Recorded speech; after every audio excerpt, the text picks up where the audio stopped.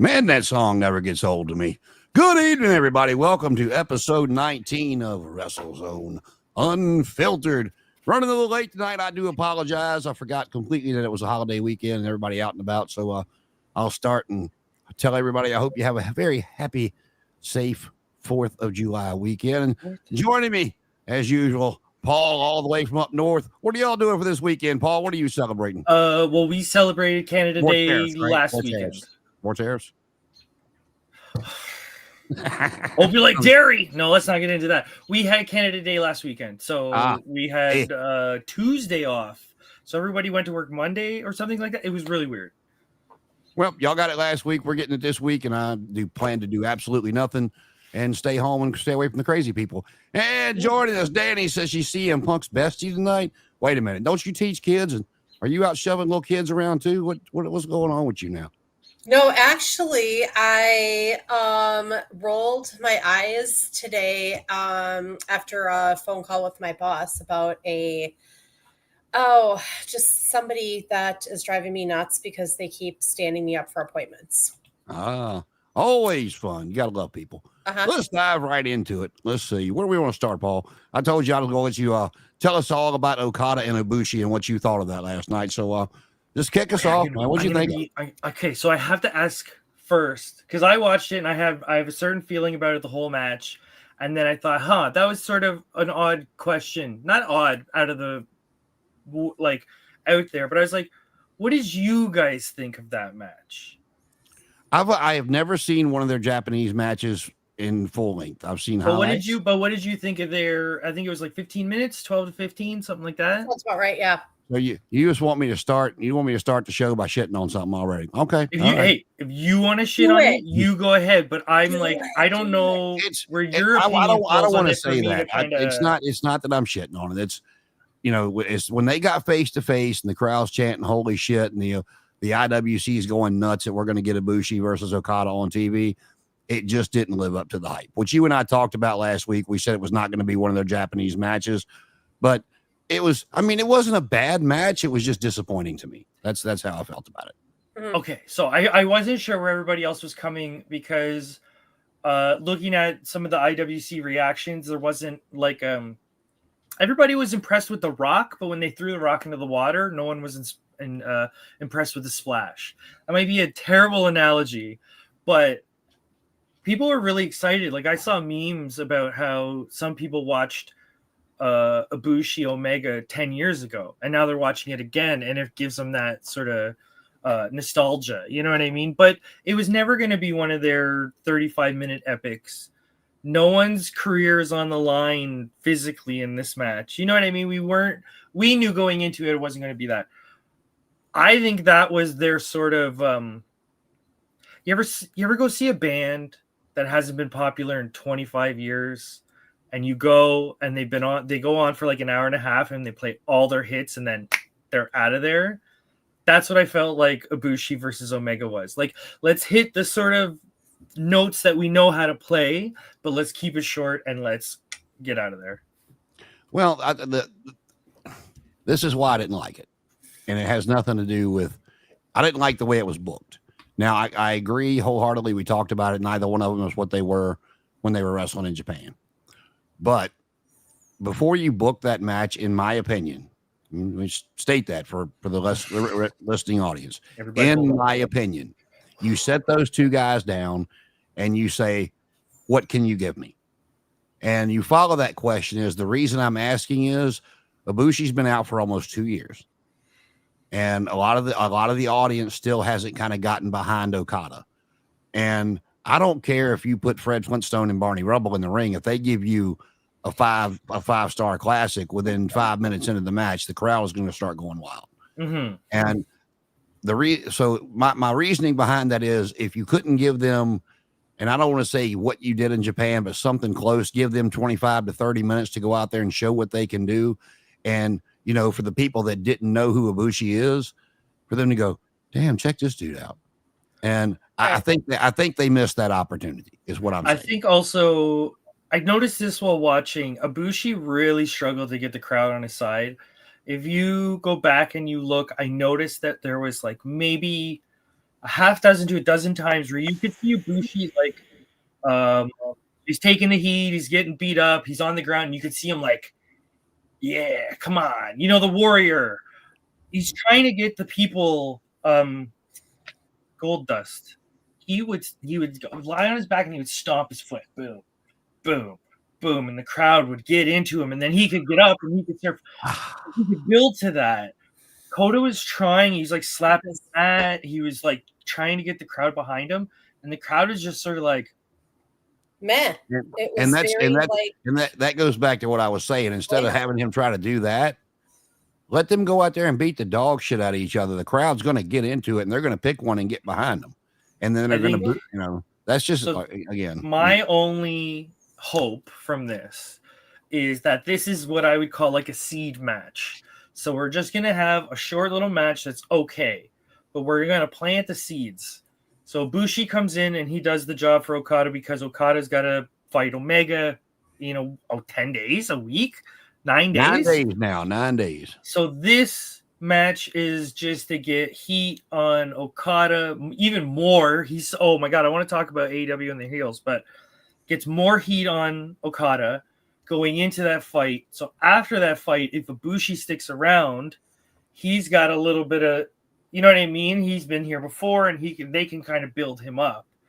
That's what I'm hoping happens, but he's not Kota Ibushi. Like, there are a few wrestlers that still are what they were and still have that worth of what they were 15 years ago, 10 years ago. Like, I hate putting him over, but Randy Orton is just as good as he's just as good now as he was 10 years ago.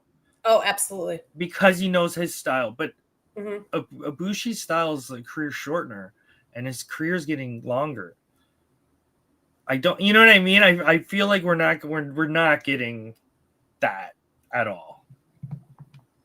Well, again, it's just no, we're not getting that, and I don't expect that from them. But like I said, I would have had that conversation with them just to see where they were physically, and and to Okada, I would have been like, down before you answer me what you can give me, is it going to take away from what you and Kenny can do at All In?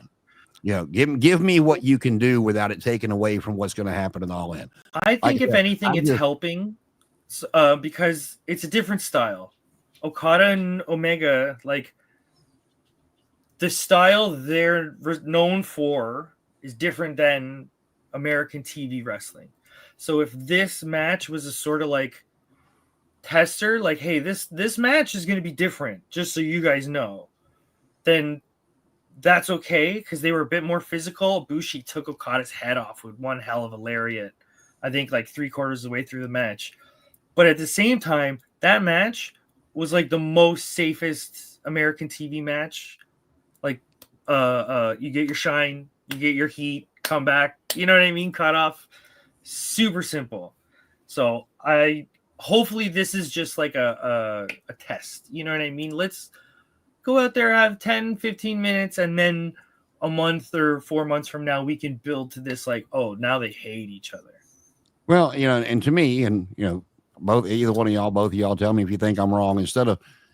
I'm not saying have Okada lay down, but instead of letting him go over on Ibushi for the first big match he's had in 2 years, he's now a member of the Callis family.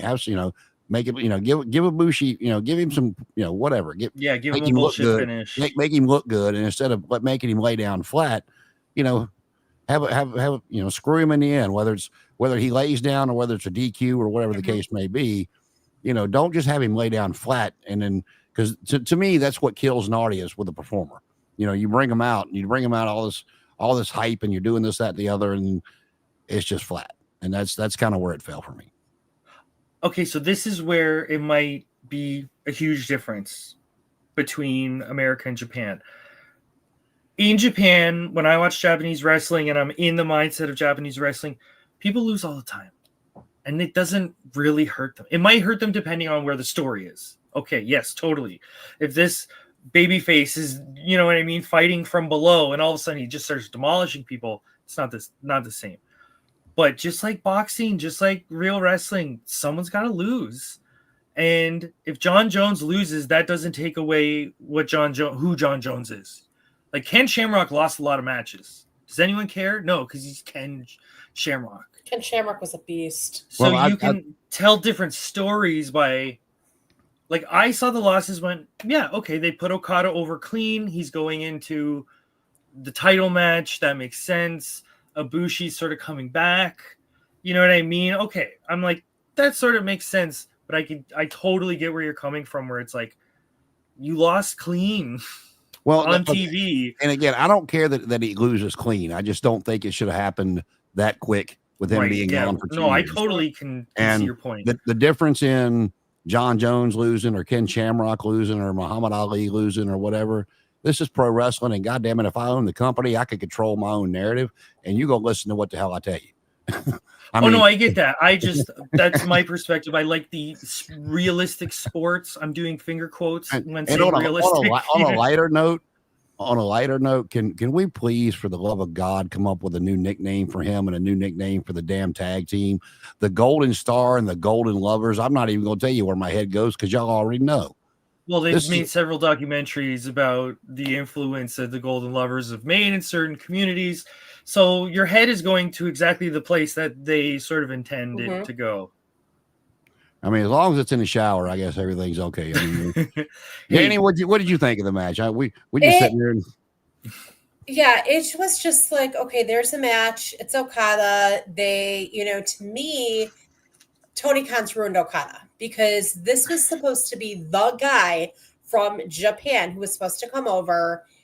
They bring him over. No clue, again, who he is because I don't watch Japanese wrestling. And what I have seen of it, it's intriguing, but I'm not like a huge fan, so I didn't know who he was. They pair him with the backyard buffoon beauty queens and totally ruin him. And to me, Okada is just basically comedy relief in AEW. He's like Wheeler Yuta. He just stands there. All right, wait, hold on. Now, don't do that to the man. Don't call him Wheeler useless. Come on now, don't go that far. Okay, let me rephrase that. Okay, so Okada's great, but don't let him cut a promo and give him a mouthpiece. Do something because he's lost credibility. I was really intrigued by him when he first came over. Now it's just kind of And then the other guy, I have no clue where he came from because, again, other than New Japan, because I don't watch it, so I don't know much about him. You know what? It gets even worse because where was he before it? Oh, even smaller Japanese independents. DDT, Dragon Gate, where you're like, well, I'm gonna tell you what. My hat's off to Ibushi for what he did. He came in, and I don't know. I'm a fan of anybody that comes in there and takes advantage of Tony because at this point it's his own stupid ass fault. But Ibushi comes in, does 3 or 4 matches, and like, oh yeah, I'm hurt after he signed this big money contract and he's out for 2 years getting paid with Tony's money. I'm not mad at the man for it. Make your money, sir. Do what you got to do. Did you ever hear the story of when Kota Ibushi met Vince McMahon? No. Ooh, tell us. This is Kota Ibushi. Like I can't. With Paul. He's the most. He's the most one of the most fascinating people in pro wrestling. So he went to WWE years ago. This is Cup of Coffee for the Cruiserweight Classic. Remember the initial one with Cedric Alexander and Zack Sabre Jr. Okay. So he was there, and he's very in his own world. Like, if you're not in here, Kota Ibushi has no idea who you are. Kota Ibushi does not watch American wrestling. That's just not who he is. Okay. So when he's in the States, I think they did it in, what was the arena that NXT was in? Full Sail. Yeah, like Full Sail. They were at the college. He's just, all these white people are here. You know what I mean? I can't imagine what it must be like being in a foreign country like that. I've never done that trip. But he's just shaking hands, which is what you're supposed to do when you're backstage wrestling. Just, hey, hello, blah, blah, blah. And he had no idea who Vince was. So Vince walks over to him to kind of like introduce himself. This is the story told from third person. I can't remember who told it, but Vince walks up to kind of, hey, how are you doing? And Kota just looks at him and like gives a gentle bow and shakes his hand and then just turns away. Hey, how's it going? he keeps talking in Japanese, and Vince just goes like, walks away. And they say, Cody, do you know who that was? And he's like, I don't know. He's like a janitor or something. They're like, that's the owner of the company. He's like, how am I supposed to know that? Yeah, they had a lot of people don't know that they actually had Kenny Omega as well for a brief moment. He was when they had before FCW came along, and then of course turned into NXT. They had Deep South, they had Ohio Valley, and Kenny was in Deep South for a little bit. So, to be fair, Kenny Omega only became Kenny Omega at a certain point when he was teaming. It's like he was teaming with the same person that Finn Balor teamed with, if I remember correctly, Ryusuke Taguchi. What was that, like a 12-year-old Dominic Mysterio? It's super silly, like maybe 10-year-old. Who knows? But then, like, once Kenny went into the Bullet Club and did this like fake Terminator, he looked super cool with the hair and the trench coat and the glasses. But before that, honestly, nerd. Well, speaking of Finn, did you see him and JD McDonough win the tag titles back on Monday night? Yes, sir. I mean, I was briefly watching it on and off, but I'm like, damn, all that for the New Day's heel turn and then nothing. Oh, okay. All right. Oh, all right. That's what we're doing. Okay. Hey, what do you think? Getting some love. I'm into it. Like, I mean, the man's he's in phenomenal shape. I mean, I know he's not like, the huge Sid Vicious big or Luger or whatever, but you find me somebody, in better shape than he is. And I mean, it's just, I don't think he knows what a carb is though. Right. Like, has he ever eaten pizza or pasta or pho? Like, I don't know. I saw it posted somewhere the other day, and I don't know if it's true or not. I didn't care enough to look, that him and Liv Morgan come out and said they were a couple now. Like, so I don't know if it's true or not, but if it is, go ahead, Finn, get it. It's like, quickly while we're on the subject, I watched his episode of. So Sheamus does these workout videos where he like works out with the different WWE people, and I love Sheamus because I'll say it, he's not an athlete. Like, obviously he is, but watch him work out, he's not an athlete, and I love him for it. So he goes in with Finn Balor, and Finn Balor's just doing this stuff, easy peasy. Finn Balor's like 120 pounds, and he's just lifting weights. He's doing all these crazy stuff, and you just look at Sheamus, who's like 3 times the size, like, I can't do that. I can't do that. Yeah, speaking of Sheamus, if you watched it, him and Miro, Rusev, whatever, they beat the dog shit out of each other Monday night. That was rather entertaining for me, just because you got them 2 big meatheads and they're going at it and just not holding. And there used to be the League of Nations, so you might as well say the League of Nations totally crashed. What was it? The 2 of them, Wade Barrett, Christian, if I remember correctly. No, Alberto Del Rio. Political metaphors. I thought Christian represented Canada in that group. No, I think it was Alberto Del Rio. No, he damn sure wasn't representing Canada, but Alberto was in there. I thought it was 5 of them, but I may be wrong. It don't matter. Any Wardlow updates for us there, Danny? No, other than he was at the airport and he had coffee, and it looked like the hideous stuff good. That my sister drinks. She drinks like the worst coffee that literally tastes like liquid dirt. And all I can say is, thank God there's a Dunkin' a couple stoplights down the road. I just go to Dunkin' when I'm visiting. I stick with Wawa. Wawa are my home stuff. Wawa, big old large coffee for $1. Can't beat it.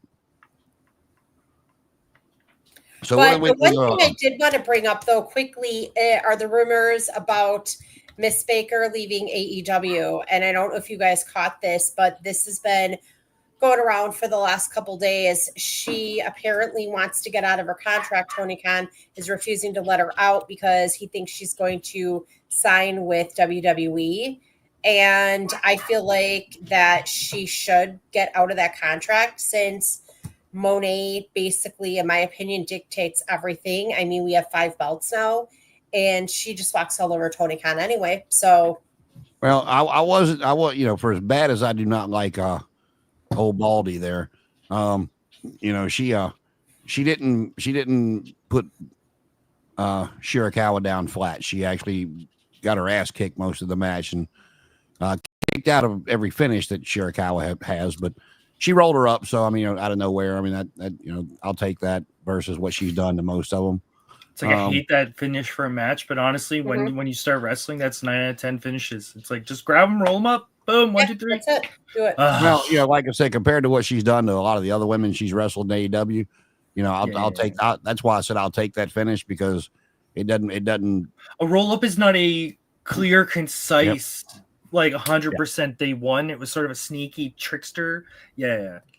And that shit drives me crazy, man. Because when they beat somebody flat, and the next week they're like, "I want a rematch." Why? There was no outside interference. Yeah. If it was clean, there was no holding. There was no holding of the tights. There was, get your ass to the back of the line, man.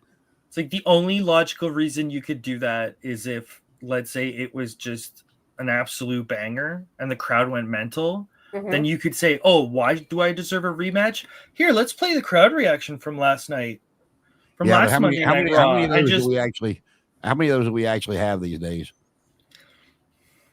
Yeah, exactly. The WWE is definitely having a problem with their crowds. I feel like they're not as rabid as they could be. Apparently, there's a whole pricing structure issue going on. Oh my God, it's ridiculous. So you're pricing out your hardcores, and the people who are not the hardcores are vocally as passionate. They don't know the rhythm of being in a wrestling crowd. So you don't get that, like, I love the ECW crowd because there'd be like 600 people, but it would sound like 1 million people because they would small environment and they're rabid. Now you have a problem where these big arenas and people are mid-sighted, they're like, yeah, you don't get that, like, boom. Well, go ahead. So personally, I think a lot of wrestling companies should scale down in their arenas, but I know that's a controversial opinion. Well, no, I mean, I think AEW has looked a whole lot better on TV since they did that, since they went to the smaller arenas. It just looks better. It looks better to me. It's if that's their plan for Collision to keep that as the smaller show. I don't know how many shows I've watched that are in Kokurin Hall in Japan, hundreds over my lifetime, and I love that. It's the crappiest, smallest little arena, but you get 600 and 900 people that are passionate, and the crowd, you know what I mean? It fits. When they're in Chicago at the Wintrust, they actually have a pretty darn good turnout. Wintrust, usually, when we were there for All Out, we went. When was that? 2 years? Hold on, 2022. No, that was 2 years ago. We went, and it was sold out. It did. Or no, that wasn't at Wintrust. That was at the United Center. But when we went to Dynamite Thanksgiving, it was a pretty decent crowd. I know they are doing Collision at a smaller venue that's going to be more north of the city. We were talking about going, but we decided that we'd rather see the Cubs beat the Cardinals at Wrigley Field than go to a Collision. Oh, we're gonna save it for Dynamite. I've already got my signs written for Dynamite. Are your signs going to get you canceled? Is that is what? Are your signs going to get you canceled or what? Let's go. No, my signs are going to say, I'm going to have one for Jay Briscoe. I'm going to print out a picture of Jay, and I'm going to see if there's a way for the website that's going to make it, if they can write some stuff on it. But for the Backyard Buffoon, Beauty Queen, Cucamonga, Chicken Crew, Circus Act, that's going to be a picture of them, and said my grandmother taught me not to say anything if I can't say anything nice. We're going to have a picture of them on there. And are you also going to draw a big picture of a kosher pickle to take? The pickle comment just cracked me up. That was great 2 weeks ago. That was hilarious. And were they chanting? Was it last week they were chanting pickle, or was that last week? Last week they were chanting tiny pickle, and last night they were chanting kosher pickle. I was laughing so hard. I was so baffled by those promos too, because it's almost like they just go, "Hey, Mark. Here's it's like R-Truth. Here's a microphone. Just go." Well, he and I were talking. Go out there and have a microphone. Yeah, he and I were talking last week about how rare Mark Briscoe is. You don't see a lot of people like him anymore because You can put him on the pre-show. You can put him in, the beginning of the card. You can put him in the middle. You can put him in the main event. And no matter where you put him, the man's going to put on a great match. He's going to be over. And, he can do anything you ask him to do, and he'll do it. And in pro wrestling these days, that's very few and far between. No, absolutely. And there was an interesting question. I don't know if either of you guys read the BuzzFeed columns. Some of those are hilarious, and where they want like readers to submit, like they'll ask a question, submit a story. And I've been featured actually quite a bit in Buzz. And the question that I answered the other day is, which celebrity's death to really hurt you the hardest? And I wrote Jay Briscoe, because Jay Briscoe passed away on the same day my maternal grandmother, who got me into pro wrestling, passed away. And I just sat there, and as I was watching Mark last week, I posted this in one of the groups. What if Jay had been in AEW? What if Jay was still alive and as a tag team with Mark in AEW, the promos that we would have gotten and the matches we would have gotten out of Jay? Well, the reason that you never got the Briscoes on AEW TV was, all that shit that happened, 12, 13 years ago now, Yeah. I guess it's been, that they, the Time Warner did not want Jay Briscoe on their TV because of that. So, he was still around when Tony bought everything. So we could have got him, but, I don't know if, once he passed, it wasn't Mark that had made the tweets or whatever. So they didn't have an issue. And with honestly, Mark, I hate to say it, but I feel like that them as a tag team are very good. They're like excellent. We've seen hundreds of wars. But if Jay was still around, would Mark have the singles opportunities? Like, would they give him that? Or would he be like FTR, where it's like, no, you're going to perform twice a year in big matches, and then you can fuck off. Man, I'm telling you, I don't know. I was really excited when FTR first came in, because I thought they'd been wasted, on the main roster since they got pulled up, and then I don't know, this last round of shit with them is just, I don't know. I think they are. I know this is gonna sound funny. It's like they're the modern day Good Brothers, even though the Good Brothers were like, it was only a few years ago. But when the Good Brothers were not in WWE, they were hot. They were doing the Indies, they were doing Japan, they were all over the place. People are gonna hate me. They might be mad at me because I said it. They were hot, but they were popular and they were getting a lot of bookings. Oh no, they were everybody. They go to WWE and it was like, boom, mystique kind of broken. It was like they used them more for like comedy relief, because I remember something about one of the Usos, and I don't remember which one it was. They did that segment about the shower or something with shampoo. Oh no, that was a Kenny and Ibushi segment. They didn't go that far with it. Yeah, no, and I was talking about like in WWE that was the AEW Golden Shower. And it was just when FTR was in WWE, they really didn't do much with them. And they did great in NXT. It was the main roster pull up that was horrible. But Deshaun's talking about how bad the AEW tag team division is. And from what I've read, and again, I believe about this much of what I read, but it looks like Private Party, the reason we have not seen them is they put the titles on them, and now their contracts either already come to an end, or it's coming to an end. And from what I hear, they are very interested in for NXT. So I don't know what they're going to do.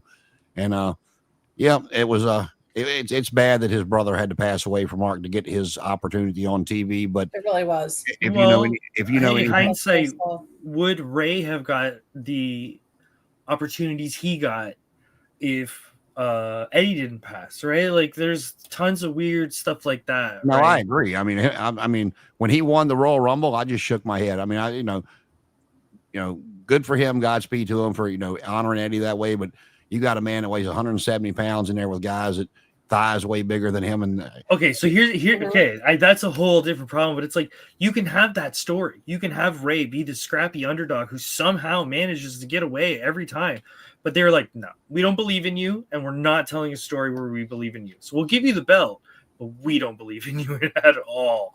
And we'll get into this card because I want to address Riley's comments. Riley, what's up? And SummerSlam, out of curiosity, if you don't mind, how much were those tickets? I'm curious because I know it's. I am too.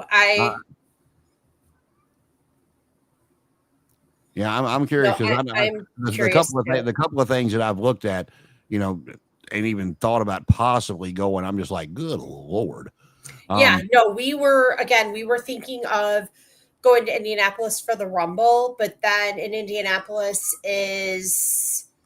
let's see, about 2.5, a little over 2.5 hours from my sister, and that's western suburbs of Chicago. And then from my sister to Indianapolis, that would have been about a 5-hour drive. Cost of hotel, tickets, lodging. We were done. We'd rather wait for Dynamite. Yep.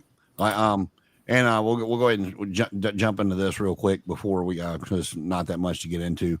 Riley's hoping that they do Gunther at CM Punk at SummerSlam. I think honestly that we're going to get CM Punk and Seth Rollins. I do believe that Goldberg will beat Gunther this week or in 9 days, whatever it is. Mm-hmm. And then I think you're going to get a Seth Rollins cash in to set up Seth Rollins and CM Punk at SummerSlam. Yeah. I could be wrong. That's just my opinion. I think Goldberg, he's going to retire world champion, and then Seth's music's going to hit and, everything. And then Seth screws Rollins, which sets up Rollins Punk at SummerSlam. Yeah, that's where I think they're going with it. Mm-hmm. But the matches we've got at Saturday night's main events, of course, Gunther and Goldberg. I know they're real big on Gunther, and I know he's Triple H's boy, but I wish he would go off script and just make this 58-year-old fool look like I think they're like he might be one of the safer people on the roster. Yeah. He's got a good frame to go with Goldberg. They can have a physical match, but I don't think Gunther does anything that like puts people in actual danger, right? Well, like he's still not like me. No, I'm not saying danger. Gunther's in much better shape and bigger than William Regal was back in the day, mm-hmm. and Regal made him look like an absolute idiot on Nitro. So, I was thinking more like, do you remember when Heath Slater would wrestle the Legends? And they'd come down like Road Warrior. One of the Road Warriors came down, and like they did a bunch of matches like that. But it's like Heath Slater's the guy you can trust with anyone. So I think Gunther might have been the pick of be like he's the safest. He's the what I mean. Let's make it easy. Well, and I think one another reason that my opinion on this has got stronger over the past week was they set up LA Knight for Seth Rollins at Saturday night's main event. So instead of Rollins coming out and nobody had seen him all night, he's already going to be there. So we got LA Knight and Seth Rollins. Seth is not going to lose this match. LA Knight, I mean, he's over. Most people like him. There's some don't. I know he's a throwback, but ever since he was Eli Drake in TNA years ago, I mean, his shtick hadn't changed. I mean, his in-ring work's cleaned up a little bit, but since those days, but he was very entertaining. He was a very good hand back then. And I'm surprised it took him so long to get to WWE with his mic skills. We get good old Dirty Dom and AJ Styles for the Intercontinental title. And we got Bayley versus Lyra Valkyria again. And so that's Saturday night's main event. What do you guys think of it? Oh, not everybody at the same time. Calm down. It's not a rush. You go ahead because you don't want to hear what my opinion. No, I do. Well, I love you and your opinions. That's fine. On WWE. Before you go any further, I'll tell you, I think the match of the night will be Dominic and AJ Styles. 100% agree. Okay.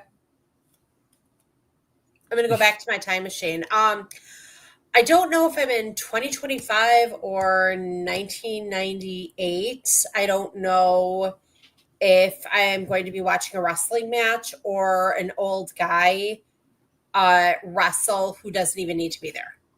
And I liked Goldberg back in the day. I mean, 27 years ago, Goldberg was Nitro. Goldberg, what was that like?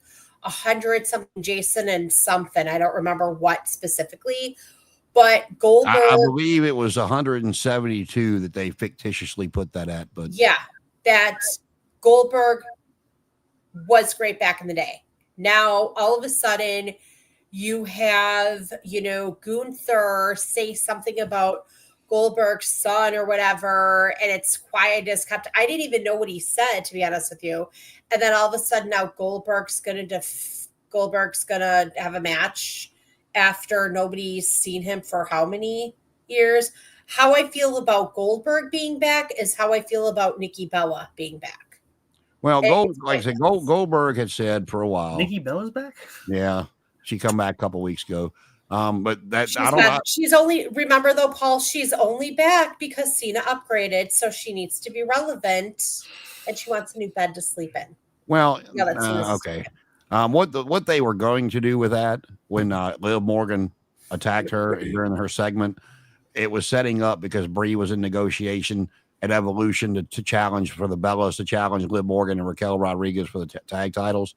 So I don't know if that's, whoever wins the tag titles, if they're going to let Roxanne and Raquel win that fatal 4-way that they're doing to determine new tag champions.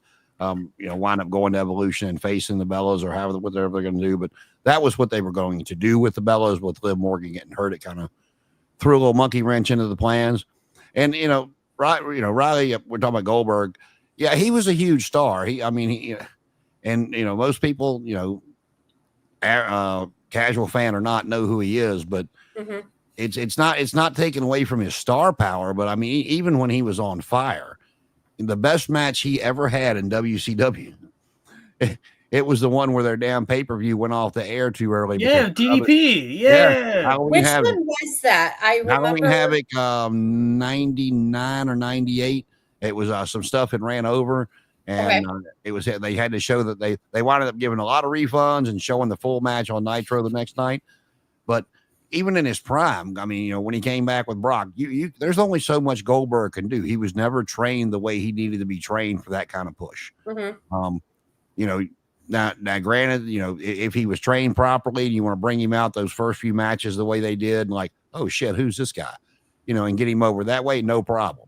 But he, even in his prime, he couldn't give you a solid 10, 15-minute match, and now at 58, not wrestling for a while. But I mean, it was thrown out there for a long time that he wanted one last retirement match. I'm surprised it's on Saturday night's main event. But Vince was not interested. And Vince like, yeah, no thanks. And he was not interested in talking to Tony for whatever reason in AEW. It kind of went back and forth, and TKO took over, and he'd been in negotiations for this final match. So I'm gonna pitch my idea again because I want to ram it into the ground. So hopefully one day people start using it. I love the idea of a Legends match. You just call it that, and you don't give expectations. So you say Goldberg's going to have one last match. It's going to be a Legends match, blah, blah, blah. And that way people go, oh, okay, it's a Legends match. Okay. No expectations. You know what I mean? This is going to be super simple, straight to the point, pop the crowd, go. And because I would be fine with that if they started bringing in older vets to give them a Legends match. Go get Bob Buckley. Go get Hacksaw Jim Duggan. Give them 5 minutes. Let them beat up some jobber. Oh, pop the crowd, Legends match. Call it a day. Well, I'm gonna hit. I'm gonna hit Riley's other point about it. The things that Goldberg did, he did really well. I agree wholeheartedly. He still, to me, has the best spear I've ever seen when he hit it the way he normally hit it 8 out of 10 times. And for whether it's Gunther or anybody else, those things that Goldberg did really well, the spear and the jackhammer, and stay away from the kicks. We don't need any more of those. But this is why, and everybody in their last match needs to go out on their back. That's a time-honored tradition. And that's why I still believe that that's what they're going to do, because you cannot have him. I mean, I would venture to let him beat Gunther just the same way he beat Brock Lesnar, catch him off guard. That way Gunther does not look bad. It's not, Goldberg doing something he's never done before, which is out wrestle somebody, especially somebody the caliber of a Gunther. And let him catch Gunther off guard with a couple of spears, jackhammer, boom, 1, 2, 3. And he, the announcers are going crazy. He's going to retire the world champion. This hasn't happened. So, and then Seth's music hit and come out, and Goldberg does the job. He does the time-honored tradition. And like Riley said at the end of it, be done with it. You're already in the Hall of Fame. Bye, boo-boo. Just go away. And the immortal words are not Motley Crue. Don't go away mad. Just go away. Go away. Great song, by the way, too. Yeah, I don't know. For some reason, Goldberg does not appeal to me. And then if you notice how slow and sluggish he was walking to the ring with that promo too, that's Yeah, we talked about it a couple weeks ago when he come out, man. He looked blown up by the time he got to the ring. I was like, dear God, dude, go do some cardio before this match happens. Yeah. Even Cena, I've noticed too, even Cena just, now moving around. Cena's moving like slower than what he used to. And well, that match that he had with CM Punk, whether you want to say he's getting some of his timing back because he's been back for a little bit now, or it was because of Punk, or a combination of both. As far as now, we're not going to discuss the finish, but as far as matches go, that was the best match Cena's had since he's been back. But just an observation on what you said there, because I want to scream at my monitor. So you said that John Cena's slowing down. He wasn't what he used to be, right? Right. That man is almost 50 years old now. Like, oh my God. Like, I know. It's amazing he's in the shape he's in, is what I feel like I need to say, right? Like, we forget he's as old as he is, and then Goldberg's even older. So it's like, who's almost 50 as well? Orton. AJ Styles. Yeah, he is. Orton, Styles. Who else is almost 50? Punk, Orton, Styles. Who else do you got? And they're in the main event. It's like, yeah, I don't know if you guys have seen it or not, but they actually come out with a John Cena figure that's clear. Looks like flipping Iceman from back in the day, the clear Iceman figure. Then the whole "you can't see me" thing. Like, yeah. If I see that, I'm gonna go ahead and shake your head at me, Paul. Because if I see it, I'll shake my fist. If I see it, I'm gonna buy it. Well, and the interesting thing I think too is, and I didn't know this, Ric Flair was, when Nitro debuted. Let's see, Nitro debuted in 95. Sorry.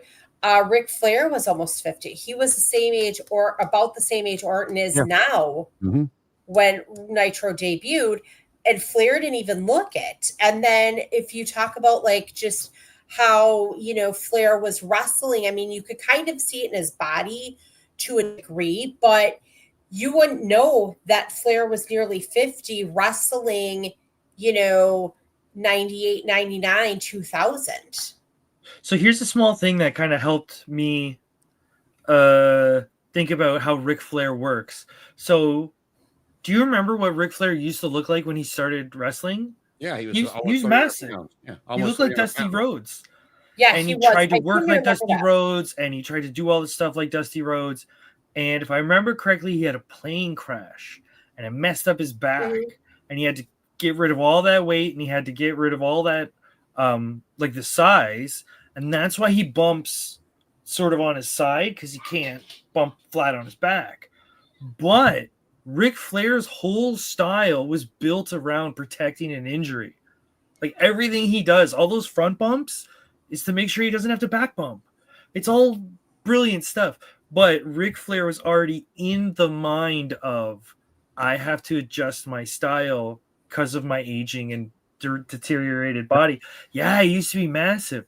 Not every wrestler, I hate to say it, is gifted with that sort of opportunity. Well, if you heard him, the way he got to that body weight right there, the way he got there. What was another picture that I found? Before he started training at Vern's school, he had met Ken Patera, who was, the Olympic weightlifter.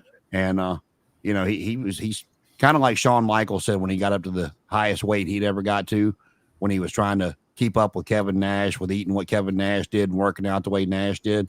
Flair said basically the same thing about Patera. He said, I was hanging out with Kenny and, I was lifting like he was. I was eating like he goes, I was 300 pounds. He goes, and they looked at me and said, yeah, this thing will work for you, man. That was actually before the plane crash. He had actually slimmed down before he got to the Mid-Atlantic area.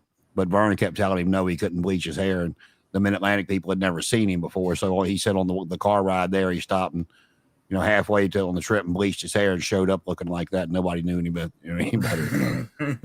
So it's easier to, what is the expression? It's easier to ask forgiveness than permission. Yep. So sometimes just, especially in wrestling, because if you do something, that's what I was always told. They're like, look, wrestling's a gamble. Because sometimes when you're in the ring, you think, I have the best idea right now. I'm going to take this girl just handed me flowers. I'm going to whip it in her face as hard as I can. Sometimes you have these ideas and your brain goes, no, don't do that. But then Kevin Owens will get it and go, you know what? I'm throwing it into the crowd as hard as I can. I miss Kevin Owens. Boo! Yeah, I'm hoping he he's able to, Oh yeah, I believe he's injured. Yeah, he's very injured. He Well, actually long time ago, him and Finn Balor had a match in Japan, and they did the whole big thing because Finn Balor's big there. So they like brought out the girls, and the girls gave them flowers, and they did the whole ceremony. And Kevin just started kicking shit over and throwing shit, and started having a American tantrum. But it worked. You know what I mean? They totally. Kevin Owens and his temper tantrums is just gold. Yeah, but that might not have been planned. He might have just went, you know what? Kevin Steen would never sit here and do this. Yeah, Kevin just recently did Cody's podcast, and it's a very interesting listen. He talks about his injury and why he hadn't had surgery yet, and him and Cody talk about a lot of things over the years. If you get some time, I'd give it a listen. It was pretty. He's a very interesting person. So we will go on to the AEW before we get into the All In card. Paul, give us an update, man. What's the point status? I know I got 2 more last night at least. Okay, so I have you last night. You got 2 points, so you're up to 9. Danny got 2 points last night, so she's up to 4. Mr. Jacobs has still got no luck because of his picks, and he's still at 0. Hi, Mr. Jacobs. Connor's still at 2. He's had 2 rough nights, and I took the lead with 10 points. No, then you're wrong because I got a point on Collision last week because Nick Wayne won. I have you at 5 for Collision, so you got a lot of points on Collision. Well, are we going all the way back to Dynamite? Because I had 7 last week, and I got at least 3 in the past week.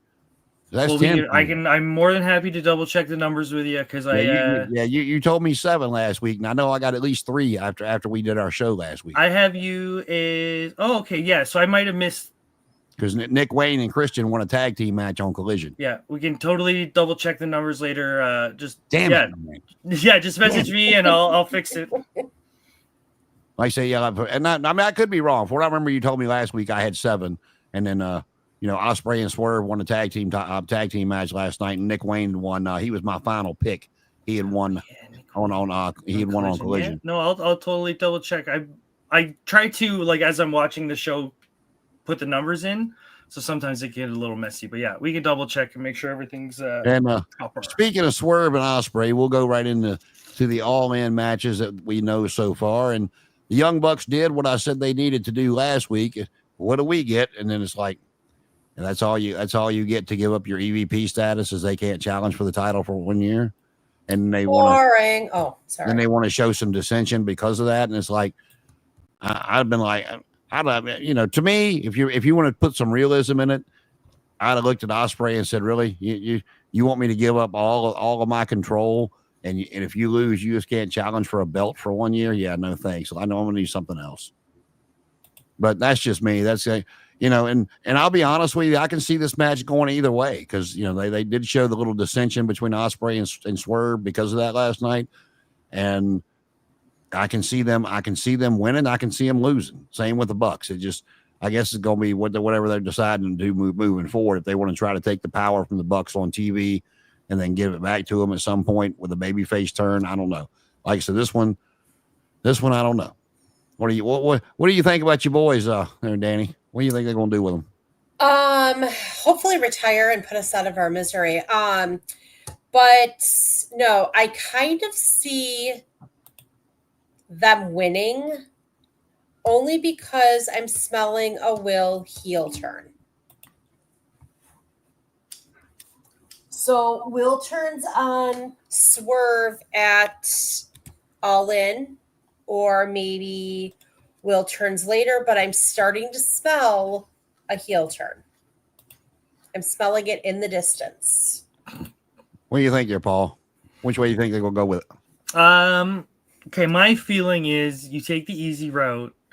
You put over Swerve and Ospreay. You establish them. They're already S-class. Let's double make sure that everyone knows they're Storyway gets rid of the EVP nonsense because I think all the other EVPs are gone, right? Like Cody left. I don't think Kenny ever talks about him. Yeah, no, he did a big storyline with it when he got hurt. He turned it over to Chris Daniels, and that's how they brought him back. So we need so now we have another storyline for why these guys aren't in charge anymore, because it hurts them if they're wrestlers. All the normal shenanigans that happens in wrestling storylines don't work if they have the authority to go, look at last week, we're undoing that. You know what I mean? Because how many wrestling matches are screwy finishes where they can't, the ref go blah, blah, blah. But if you're the EVP, you could just say, no, we're undo. You know what I mean? Like, it doesn't work. So if they're getting rid of the EVP status, letting them become wrestlers again, perfect. They can even make a story where they start becoming crazy because now they don't have any power. People's losing respect for them, and you can build stuff. I don't know. I think it might make them less boring and give them more personality. I mean, then again, what they lack in wrestling, they make up for in personality because they can't wrestle. Well, like I said, I can completely see it going either way. Keeping with the tag team theme, did you see what the Hurt Syndicate was doing to Jet Speed last night? And they kept, we're still standing. And I'm sitting there going, oh dear God, they're going to let them beat them at All In, and I'm going to throw something at my TV. And how they're going. You got Dirk Diggler taking on. It's Kevin Knight taking on Shelton Benjamin this week on Collision. So we will we'll see how that goes. But yeah, every time they got up, I'm like, all right, first off, the beatdown is exactly what should happen with two guys that look like Lashley and Shelton Benjamin. Yeah. With two guys that size, despite whether, like I said, Danny, you weren't here last week, and I like a lot about Kevin Knight. I think he's got a bright future. But Dirk Diggler, I don't get. Kevin Knight's growing on me. Speedball Mike Bailey is just like. And if you like him out there, that's great. I don't get it. I don't. Speedball Mike Bailey reminds me of the frozen food manager at a grocery store. He's got a nice personality, but it just does not resonate with me. I don't get it. If you've seen the movie and you get my Dirk Diggler reference, yes, Bailey. Paul, you're too young to watch that movie, by the way. Yeah, I think I'm way too young for that. In about 5 years, you can watch it. But yeah, he's just, I don't know what it is about Mike Bailey. I just don't care for him. Kevin Knight though is starting to grow on me. Like he's growing on me. I can't wait to see more of him. The other person that I saw, and I don't know if you guys knew this, and I don't know if I should give the spoiler away or not, but a certain somebody who's been MIA for a couple years came back to Collision, apparently. Oh, they've already taped it? I did not know. Okay. Yeah, apparently they taped Collision tonight. Now you're gonna make me go look at it later. But yeah, if you've seen the movie, Bailey reminds me of the Dirk Diggler version of right after he started doing the coke and had all the energy. That's who Bailey. That's fortunately character Bailey reminds me of. We got the men's and women's casino gauntlet match. I don't know who came back. Danny hadn't spoiled it yet, but I think this is a perfect opportunity. You could get Luchasaurus back. You could get, because he's cleared now. You could get Wardlow back if that's what you want to do. The women's, I mean, because I haven't heard of anybody like major signings or anything like that. I know WWE released some people, so there might, or didn't re-sign some people, so there might be somebody to be a surprise there. Women's casino gauntlet, same way. I guess Ruby Soho's had her baby, so she might be able to come back now. A couple of the women, Shotzi Blackheart, she's got a huge following on the in the IWC. They might make her a surprise entrant, but other than that, or if all these rumors about Britt Baker are not true, she could show back up. But I don't know about the women's, but I think the men's is set up for Max to win it and go after the world title. It could be, if they're doing kind of like Saturday night's main event, if they're doing the Texas death match with Mox and Paige now, both of them are going to be in pretty bad shape despite who wins. And that, that's a perfect opportunity for Max to come right out there, because they've never done it on the same night like WWE has before. That gives them their opportunity to pull it on. And to me, with Hangman's tortured soul kind of character, that would be a great storyline to move forward with. You know, he finally slays the dragon that everybody's been trying to slay in Jon Moxley. And he's went through so much. His storyline with Swerve, his storyline with Ospreay. Mhm. He's been through so much, and he's bloody, he's beaten, and he's just holding that title, and he's crying. And then out of nowhere, here come the Hurt Syndicate, and Max cashes in and takes the title.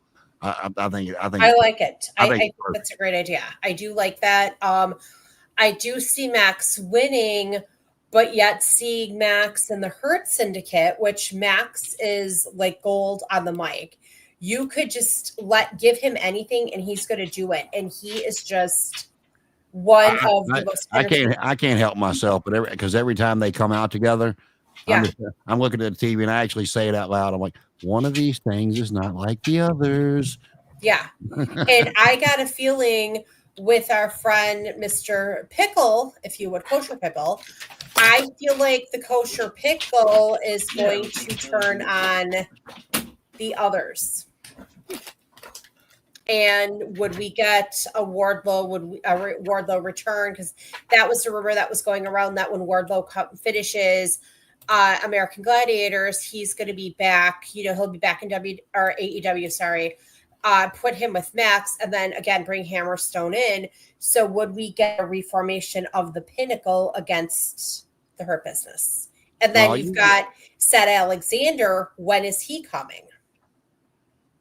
He's in he actually popped up in TNA, so I'm not sure if that was a one or two time thing or if they signed him to a deal, but Cedric's in TNA now. So, and I just looked up those spoilers. You got me excited for nothing. Hurts me, cuts me deep. Sorry. Maybe I wasn't reading. Maybe I was multitasking, doing a million different things. No, I saw the spoiler. I mean, and I'm gonna give it to him because that's what we do. We're live, you know, to give more reason to tune in, if you will. Scorpio Sky is who I saw that came back. Yep. During the Max Caster debacle of what he keeps doing. So, and that's a guy who honestly deserves more. He's a good worker. I like him. And I'm just I don't even remember when was the last time we saw Scorp Sky on TV. I don't even remember. They brought him back for I don't know if he got hurt. I mean, I don't know what the hell happened to him. They brought him back. They were giving him a couple of, vignettes and stuff backstage. Yeah. He came out and wrestled once or twice, then he was gone again. Yeah, because the last time I remember seeing him was in a segment with Private Party backstage. What so about the men's gauntlet there, Paul? You got a pick? No, it's so hard because it's like depending on where they want to go. Yeah, I haven't really thought about it. You know what I mean? It's just sort of there. And as far as the world title match goes, I'm Hangman's my pick for the match, but I can completely see Moxley keeping the title too. I won't be surprised if somehow, some way that happens. What about you, Danny? Who do you think's taking home the gold? Do we see the belt come out of the briefcase finally? I'm going to say that the Cucamonga Children's Center is going to interfere in that match, help Mox keep the belt, and they're going to basically get back at Hangman. Well, as far as Mox, if he did keep the belt, I'd still like to see MJF come out and screw him. I thought that would Connor. Hi, Connor. I know you were just excited as I was for Marina Shafir to get clocked by Hangman, and that was Connor. I thought of you as soon as I thought of Connor. I was like, wait, what? And I was like, oh my God, he just clocked Marina Shafir. That was great. Well, and the thing about I know we all know how Connor feels about her, but I was looking at her last night while she was standing in the ring and what she was wearing. I mean, she's in better shape than 3/4 of the men on that roster. I mean, that girl really is. That girl is jacked. I mean, so she might not be able to wrestle, but damn, she can get it in the gym. I mean, she's in great shape. What do you think, Paul? Who's your pick for the world title match? You're getting awful quiet on midnight. You getting It sleepy? really man? is. No, sorry, I got distracted because I was like, where did I go wrong in the point? Okay, so you're gonna hear a big long rant, but I think they have a chance to make All In the sort of WrestleMania 10s of events, because I was noticing something as I was watching AEW. They're really hammering home their heels. Mox is hammered home all the time, booed all the time. They show the briefcase all the time, getting heat everywhere. Okada, heat. Monet, heat. You know what I mean? Like, they're just hammering home their heels. So I have a feeling that we're gonna get Tony Storm winning. I think we're gonna get Omega winning, and then I think we're gonna get Hangman winning. So I think it's gonna be one of those nights where it's like the baby faces go over. This is gonna be the Disney like ending for AEW. And I think it'll work because then you can have a moment where like let the three champions come out at the end, because you got a bit of story with Kenny and Hangman. You know what I mean? You can do something there. I'm totally open for heel shenanigans to build to the next thing, but I want clear. I want clean. I want Hangman. I want whoever the ref is for that main event to do the slowest, most anime 3 count. Like, don't just like 1, 2. Like, I want 1, Bryce Remsburg, reach to the heavens. 2, make every moment count. How about a shoulder poke? No. The crowd goes mental. That's what I'm sort of expecting. Well, you're gonna need a couple heels to win. Like, it's like, look at the card to kind of. I think that they're gonna let maybe the heels win the gauntlet matches, just so it's not babyface win. You could even let the Young Bucks win against Swerve and Ospreay for some sort of shenanigans, just to keep those 3 babyface wins huge. Because everybody hates Monet. Everybody's mad at her for the belt. Yeah, your segment into what I was going to say. Despite the way that I feel about her, I think not letting Tony Storm win this match.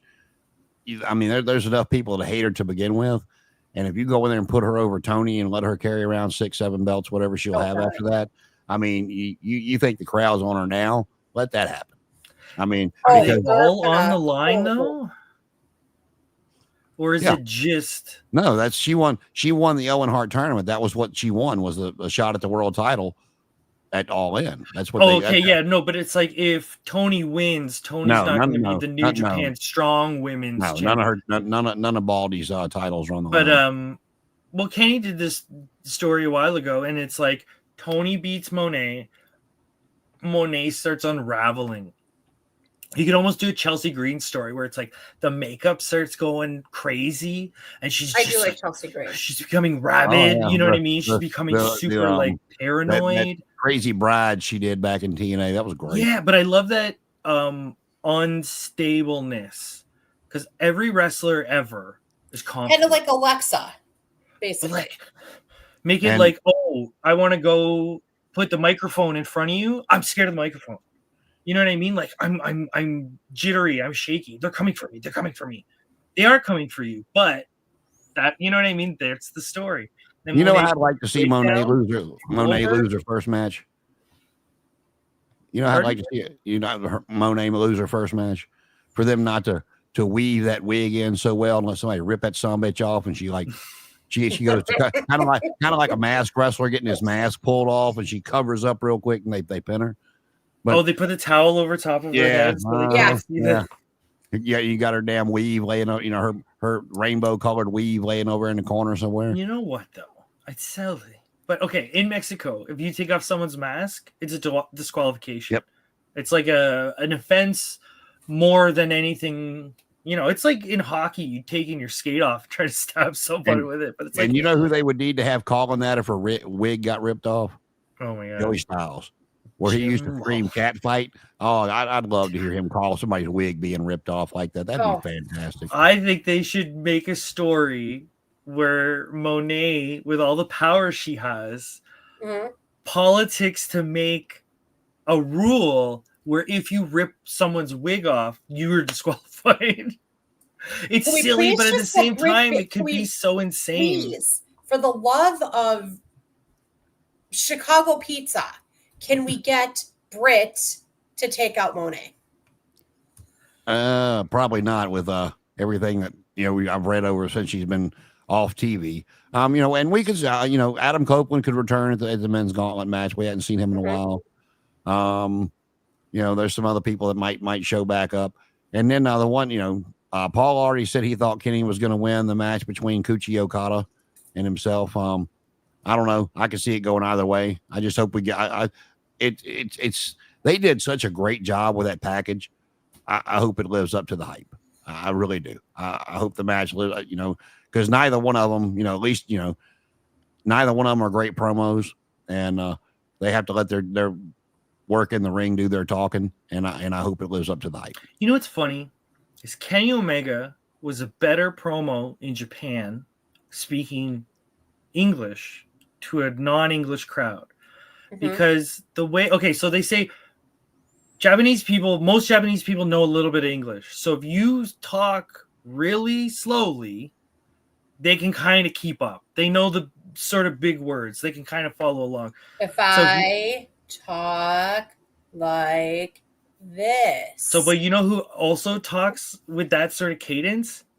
Anime villains.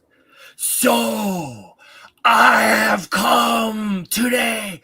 They have that sort of presence. So Kenny Omega started doing anime villain promos. That kind of over the top. But the Japanese understood. They understood what he was saying because it was slow, it was basic, it was easy. When he was a heel, when he was a babyface, he just spoke Japanese and they got behind him.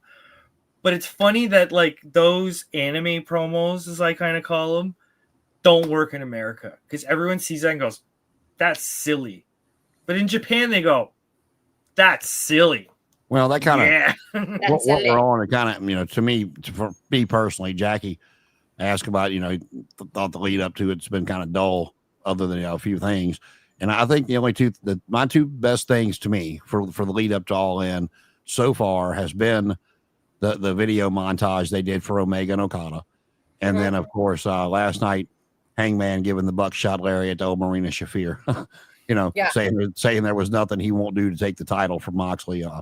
Those are my two favorite things as far as the lead up goes. But now, if you've been following us for a while, I was very, very critical of the build to WrestleMania this year. I was like, after what we got the past few years between Cody and the Bloodline, and even before Cody came back, and then this year was just kind of like, could really care if I see it or not. And so I don't know. I'm old school. I like those. I like those 8 to 10 month builds, man. Where Ric Flair would keep by hook or by crook keeping the title, and finally, a year later, I think the greatest storyline to me that I've seen as an adult in professional wrestling, I've said it here before, was the build up to Sting to Hogan. Now the match ruined it, but as far as what they did leading up to the match was phenomenal, because Sting was yelling, he was screaming, he was pumping his chest, and then they slowly brought him out of that and then you see him up in the rafters. And I mean, that was 18 months. And it's such a damn shame that match ended the way it did, because that was just, like I said, to me, it was phenomenal the way they did that. And he just like popped, because I remember when I saw the hair color changed first, because he went back to from the blonde to like this color. And he was letting it grow back out before it was leading up to Bash at the Beach. Yeah, it was growing out, and you could just see like something different. Like I remember just watching it, you could almost feel that there was something, behind the scenes creative. And then when he came out, had his back towards the camera and goes, I think that's when he said, the only thing that's for sure about Sting is nothing's for sure. And no, that's when he was talking to the NWO. He came out and talked to the NWO, and then he said that and turned around and left. Or was that, or maybe that was the one when he came out and his back was towards the camera. Yeah, because he was that was after the lead up to that was it was supposed to be the Horsemen taking on the NWO in War Games, And then Luger and Sting went to Flair and Anderson, saying it needed to be the four of them. No disrespect to, I think it was Pillman and McMichael at the time, or Benoit and McMichael, or hell, Benoit and Pillman, doesn't matter. But they finally talked him into letting them come out there, and then it looked like Sting had beat up Lex Luger the week before on Nitro, but Sting was in Japan, and everybody was supposed to know that. And it was the NWO fake Sting, and then everybody was giving him a hard time about it, and then when they brought out the fake Sting, who was Jeff Farmer, real big in Japan. If you want to go Google him, and he came out as the fourth member of the NWO team, and then when it was nobody left, here come the real Sting, and he went in there and cleaned house, and then basically told him to kiss his ass, and he walked off. And of course, they winded up, Luger winded up losing the match, and that's when he come out the next night, and nothing for sure. And then we went. And dark. again, we were in the rafters 18 months. You didn't know when he was going to pop up, but that was the mystique that added to Nitro, because he's sitting there, he's not saying a word, and then he comes out of the rafters, or comes out of the ring, or comes up through the ring, or when he came down and he was like this, and then he just like popped his head up out of nowhere. As like we were talking about it, I'm like, there were so many layers to that, which made it work, because it wasn't just like Hogan and Sting. It was like, well, Sting and Luger started having problems, and they were, you know what I mean? It was like, it was good at being a multi-layered story, but it's like, I don't know if they would take a chance on having that many layers to a storyline and taking chances, because for that to all work, Hogan has to change. Hogan has to turn. Sting has to sort of turn, because he like turned anti-heel, or like turned anti-hero instead of heel, right? Like he turned bad guy. But it's like, that's a lot of work to make it pay off. I don't think WWE has that patience now, and I don't know if. I think AEW is very focused on where they want to spend that long-term storyline, because I think, honestly, if AEW had a main character, it's Hangman, right? Yeah. Everything about the whole company sort of follows this guy. So it's like, I think he's their long-term story, but like, you got to focus on more than one. There has to be two or three sort of going on. We have to do a better build of stories. Like, it's getting better, because like, again, like this Max joining the Hurt Business, will he or won't he? Will Lashley say yes or no? That was cute. Okay, so now he's in the Hurt Business. Now what? Or you've got the Tony Storm story. Oh my God, that is just like one of the best things on AEW. But then we've got 5 belts and big bald-headed ego over there carrying Jason. What is she carrying? Like 500 belts now, and she's bald-headed. It's 5. She got 5 with a big ego. And the TBS title, the New Japan Strong, the CMLL, and I forgot what the other two are. And so I think you've got two are combined. Like 2 are 1 belt, but they're 2 belts physically. Yeah, so I mean, it's gotten a little bit better, but still, it's just like, you need to get more invested in those stories, to make it more, intriguing. But NXT, though, again, it's just like, oh my God, Trick. Yeah, we didn't even mention NXT. I didn't watch it this week, so I would be no help in that conversation. I didn't see a thing of it this week. I know Obafemi's taking on. God, I can't think of the guy's name. Jasper. He's from Japan. Paul, help me out. You're supposed to know who he is. I don't watch NXT, so I'm like, he's some sort of guy. He's got a mohawk. All right, moving on. Today in pro wrestling history, let's see what happened today. 24 years ago tonight, Billy Kidman defeated Sugar Shane Helms to win the WCW Cruiserweight Championship at SmackDown in Tacoma, Washington. 19 years ago on Monday Night Raw, Edge defeated Rob Van Dam and John Cena in a triple threat to win the WWE Championship.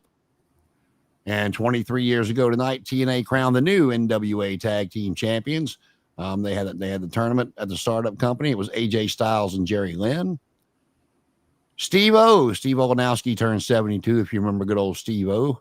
Throwing Steve Olenowski, he was Steve O. He would always throw up the big O, kind of like, guess you don't know him. he was a enhancement / mid-card talent years and years ago. 34 years ago today, WCW held its first event following Ric Flair's shocking departure from the company. Took place in the Meadowlands in East Rutherford, New Jersey. And 31 years ago today, Bob Backlund turned heel by putting Bret Hart in the cross-faced chicken wing. Happy birthday, the number 50 to Johnny Swinger of ECW fame. Brock Lesnar, 15 years ago today, solidified his dominance in the octagon at UFC 116 when he beat Shane Carwin. And then remembering Shina Hashimoto, today was his birthday. He was born in 1965, and he tragically passed away from an aneurysm in 2005 at the young age of 40. And let's see, Great American Bash, 39 years ago tonight. Let's see. What was this card? 13 events spanning. This was the end with Flair defending the title against Dusty. Flair escaped with the title. The feud was continued, of course. And then we had Magnum TA against the Road Warriors against the Russians, Ivan, Crusher, and Nikita. Baby Doll beat Jim Cornette. Tully Blanchard defeated Ronnie Garvin. The Rock and Roll Express beat the Midnight Express in a cage match. Wahoo defeated Arn Anderson in a strap match. Have you went and watched any of Wahoo's chops yet, Paul? No, I haven't got a chance to watch. There were some chops. The Italian man named Wahoo McDaniels. And then 50 years ago today, Johnny Valentine beat Harley Race to capture the United States Championship in Greensboro, North Carolina. And that is your today in pro wrestling history. And coming up with July 4th, I guess we'll give Kurt Angle, Chad Gable, let's see, Hacksaw Jim Duggan, maybe even John Cena back in his carrying the American flag days. The Patriot, Del Wilkes. Captain America? No, I ain't doing Captain America. He ain't a wrestler. Come on, girl. Catch up. Or the Steiners. The Steiners used to love to come out to like. Who was it? It was Danny Spivey, Mike Rotunda. Oh, it was U.S. Express. The U.S. Express. Spivey replaced Wyndham after Wyndham left. Wyndham was always in and out. Even when he was younger, he'd never stay long. But yeah, that was the original U.S. Express. And guess, here, a little trivia. What was their theme song? Oh God. Haha. Trick question. They didn't have one. Yes, they did. They did. Dun, dun. Is it? They were the first ones. They were the first ones to come out to Real American. Oh, okay. They used Real American for a very short, brief time, and then, when that was kind of when music rights started becoming a thing, and they switched Hulk Hogan from Eye of the Tiger to Real American. Yeah, because Hulk Hogan, he had the theme from Rocky 3. Yep. So, Paul, you got any Japanese stuff for us to end the note on? Something. Okay, so I was thinking about this with the aging WWE roster, and AEW is better at this. Last week I talked about young lions, and that those are like the trainees. So there's a role in New Japan and in other Japanese companies that are just unofficially called the dads, and those are like the old guys that you don't take their I don't want to say you don't take their career seriously. They're not winning anything. They're not a credible threat to the belt, but they're there to sort of help put people over. So here's a good example of of a dad. Let's say you have this new talent you've just brought in, and he's young, he's good looking. Let's make him a baby face, and the crowd starts telling him to die. They chant it at him, and he's really struggling to get over. So what you do is you take this young up-and-comer and you put him with a dad who's like a vet, someone who's been around forever, someone who's like 40 years of experience. So the example I'm trying to build is like they took Rocky Maivia and he was struggling to get over, and they said, hey, you know who will help you get over? Farouk. And they put him with Farouk. They put him with the Nation of Domination. So they put him with vets. Because even who is the other guy in the Bear? The Godfather. Oh, he was in the Nation of Domination. Kama Mustafa. He had 25 years experience at the time. D'Lo Brown in there as well. So D'Lo's a good, like, he was young too, but they didn't know he wouldn't be The Rock, which is the fair because they didn't know The Rock was going to be The Rock. But it's like, I wish I kind of saw more of that. I thought that's what Edge and Christian were going to do in AEW. That's sort of what Christian's doing because he's got Nick Wayne and he's got these younger guys. But it's like, do you think a role like that in Japan could exist in America where it's like the only reason these vets are here are to just be managers? Like Jake the Snake was a manager for he's still under AEW contract. Yeah, Lance Archer. But like okay, here's a good example. Remember when Sting was with Darby Allin? Yep. Yeah. That's a perfect example of like and that was exactly why when they brought in the Hurt Syndicate that I was screaming at my TV for them to put Will Hobbs with them to do the same thing. Oh, and that, but yeah, okay, so yeah, you're following me here. You take these old vets and you like, how can we put someone young with them so the vet can help the young person get over, but we can still book the vet. Well, so let's say you have a match. An example of that, I mean, way back years ago. I mean, this has been going on for years when it's done right, but that's why Triple H is so loyal to William Regal. Because he said he learned so much when they were put together as the Blue Bloods before he left and went to WWE, and he said he almost didn't go because he thought he would be leaving Regal high and dry, and Regal was like, "You dumbass, go!" And he said not only did he teach him stuff and mentor him, but just for him to be so selfless and say, "No, don't worry about me, get your ass out of here, go." And to show that the cycle continues, Triple H. We got to put a faction together in WWE. I think it was like 2003. Hey, how do we take some couple rookies? We got this young Randy Orton. We got this young Batista. What do we do with them? Ric Flair. That's what we do with them. Absolutely. So it's like that was probably and people could learn something from that stable. That stable could, you call it different things over the course of time, of course, but using that framework for, you let the other one die down for a little bit. And, and to credit to Roman Reigns when, he's talked about it. And so is the Usos when the storyline was, he was approached about Paul Heyman and doing it that way. He said, he goes, I'll do it, but I'm bringing my whole family with me. And, and the Usos, they've credited him how grateful they are, because I don't know about the rest of you guys out there, but before the Bloodline storyline, I couldn't tell the Usos apart. I couldn't tell you which one was which. I couldn't either. I mean, of course they looked different, but it wasn't. They weren't that important to me to go, all right, which one's which? I didn't care. Yeah. And now everybody and their brother knows the difference between the two. Yeah, they just needed that next step. But that's something that I found with the Usos. Long time ago when they were the Usos and they had the face paint, they so needed a manager to come out and to kind of finish the look, because they looked great, but they needed an old timer to come out with them and to be sort of that dad for them. They needed a manager because their promos weren't good. Like, to be fair to them, WWE at that time was not great. So they were hitting the marks they needed to hit, but at the same time, it's like, give them a little extra couple, because you're telling me you can't find any old Samoan to come in?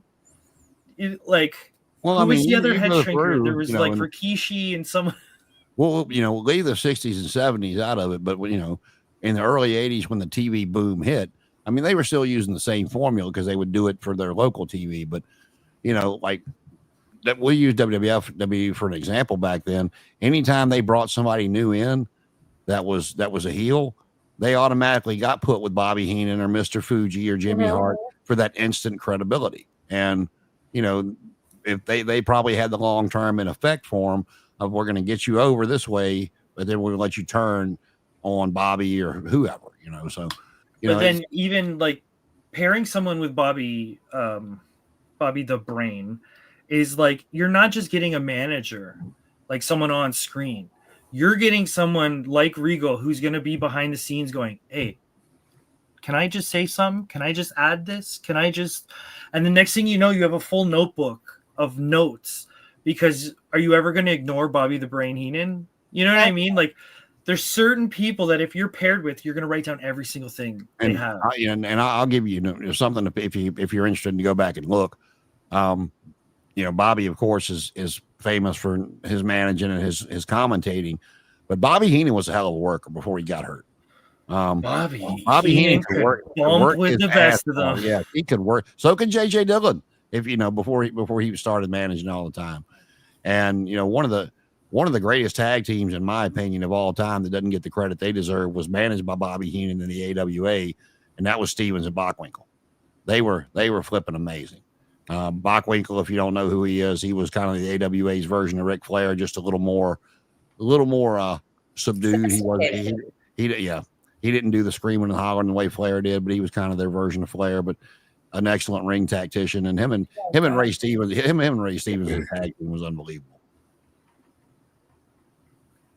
So is that all you got? Is that all you got for us this week on Japanese? Well, I don't want to throw a bunch of stuff. I thought just for now, I didn't want to cut you off before you were done. I was just gonna add where it's like, this is sort of why I like this philosophy that they have over in Japan, because once you kind of hear the established quote unquote roles, you go, oh, that makes sense. Yeah. Because Ric Flair's not challenging for the belt. So in your head, when you have this big roster, you can kind of go, these people we don't need to worry about. These people we need to worry about. And I think AEW could almost help with that. Like, do something with that, because they have such a big roster and so many belts and so many things. It's like, I feel like they need to put little quotations on certain people and go, just so you know, Christian is never going to be challenging for the world title. I think he's like mid-card title, but like, that's fine. It's like, I want to see more guys like that just be managers. Like, I'm not mad, but part of me is like, Edge doesn't have a tag team partner that's a young person.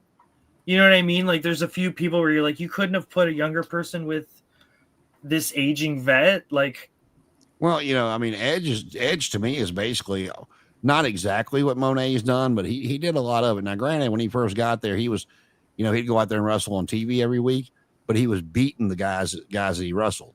I mean, he laid down for Moxley. I mean, he laid down for Malachi Black. And there was the people he lost to, and I might be wrong. I mean, he might have lost to somebody that I'm forgetting about, but they were all former WWE people. Mm-hmm. And it's like, what have you done for the talent that we need to elevate? Yeah, and I feel like if you're an aging wrestler, that should be the whole point. Like, there's a couple wrestlers in Japan, like a good example's Hanma. He's like 50. He was a deathmatch wrestler years ago. This man's never winning. Everyone knows he's never winning a match.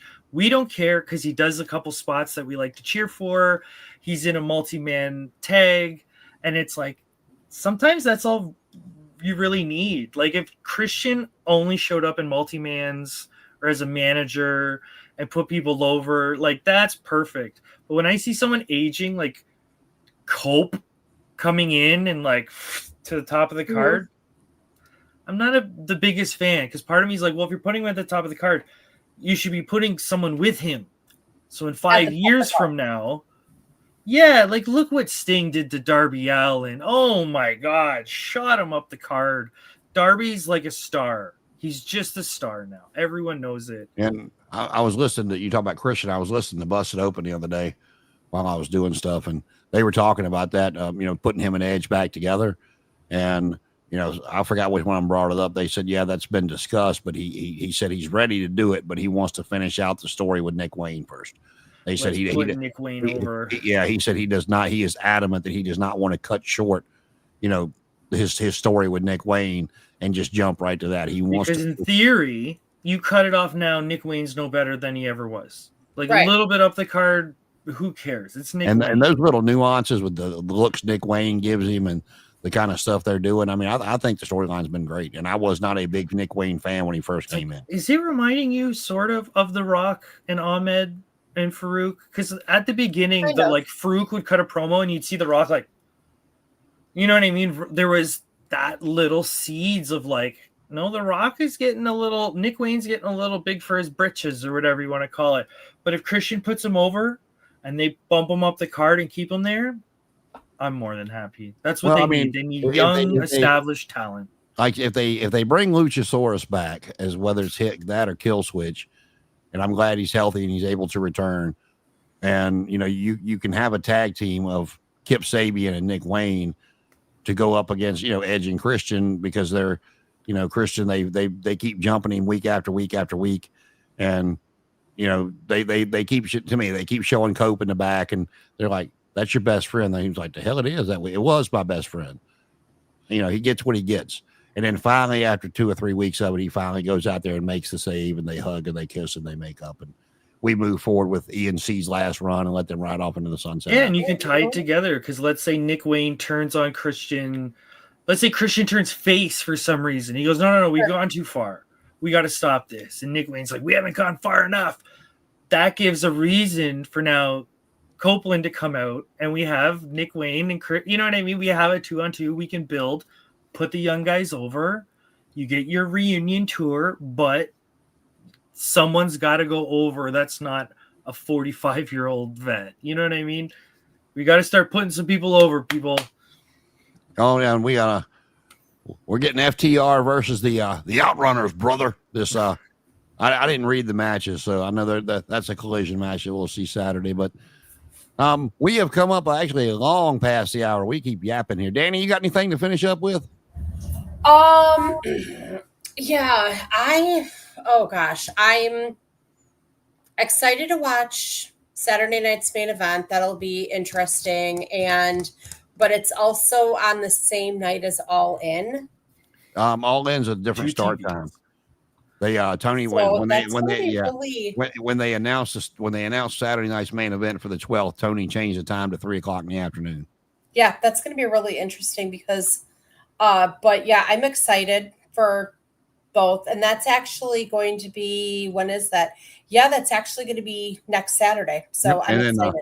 And then you get, if anybody's interested, depending on what they show the card to be, Evolution, the women's pay-per-view will be that Sunday. So you got 2 big pay-per-views for pay-per-view for All In, and then you got the Saturday night's main event, and then Evolution on Sunday. So you got a lot of jam packed into that weekend. So, and there's only so, like I said, I've gotten burnt out. There's only so many hours I can watch, and if I miss the show, I'll try to go back and look and see what clips I want to catch. But the Cena stuff, people are, it depends on who you talk to, what their opinion is. But I'm really actually intrigued with what Cena's doing, and I'll tell you why. For him to come back and just beat Cody clean or beat anybody clean that he's beaten, or to win that Elimination Chamber in any other way than the way he won it, would not make sense, because he lost to Austin Theory. He lost to Solo Sikoa, putting those young guys over. So to come back and then all of a sudden start beating the big stars just clean like that, it wouldn't have went into what they had tried to build. So him having to kick them in the ding ding and hit them with the belt and all that other kind of stuff. I mean, it to me, it's playing out a longer story that we're getting here. So, but all that going, Paul, you got anything to wrap up with? Yeah, go to the gym. Go to the gym. Where's my 7 push-ups? Come on. I feel personally attacked. I'm going to go eat a cookie. But, well, we will be back next week. Same bat time, same bat channel, with the further countdown to All In, further countdown to Saturday night's main event. We'll see what they've done with Evolution. And if there's not anything else, for Paul, for Danny, I am Jason, and we'll see you next time.